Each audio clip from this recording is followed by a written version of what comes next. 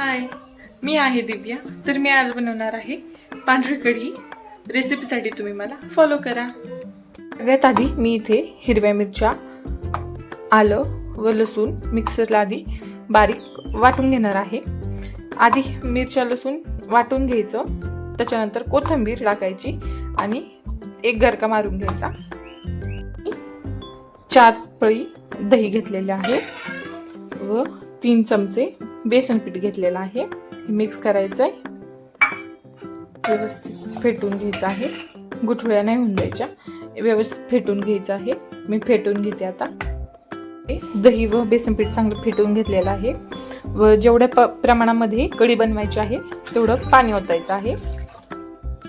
इथे कढीपत्ता धुवून घेतलेला आहे, दालचिनीचा तुकडा, 2 लवंगा व 2 मिरे, इथं कोथिंबीर, हिरवी मिरची, अद्रक व लसूणची पेस्ट ठेचून घेतलेलं आहे, मिक्सरला बारीक करून घेतलेलं आहे व हे मिक्स केलेलं दही व बेसन पीठ. आता फोडणी द्यायची आहे. पातेलं गरम करायला ठेवायचं आहे. पातेलं गरम झाल्यानंतर तेल टाकायचंय. 2 ते 3 चमचे तेल टाकून घेतलेलं आहे. मोहरी चांगली तडतडून द्यायची आहे. जिरे, दालचिनी, लवंग, मिरे, कढीपत्ता, वाटून घेतलेला ठेचा वाटून घेतलेला सगळं मिश्रण चांगलं परतून घ्यायचं आहे. हळद टाकायची नाहीये, पांढरी कढी बनवणार आहोत तर त्याच्यामध्ये हळद टाकायची नाहीये. बाकी सगळी सेम प्रोसिजर आहे, फक्त हळद टाकायची नाहीये. चांगलं तेल सुटेपर्यंत परतून घ्यायचं आहे. व आता हे दही बेसन पीठ मिक्स केलेलं टाकायचं आहे बॅटर.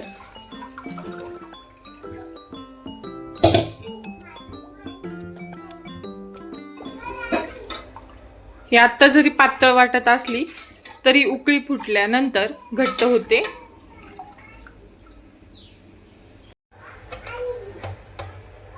चवीनुसार मीठ,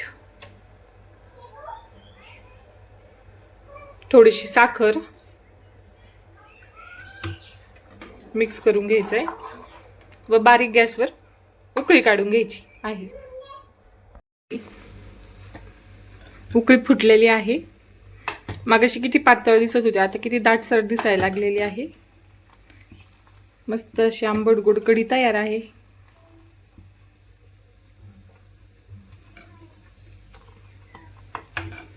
सगळी प्रोसिजर सेम आहे, फक्त हळद टाकायची नाही व ते खडे मसाले टाकायचे आहेत.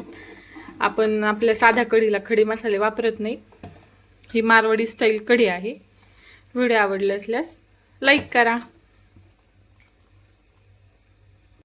कढीचा व्हिडिओ आवडला असल्यास लाईक करा, शेअर करा, सबस्क्राईब करा आणि कमेंट करा.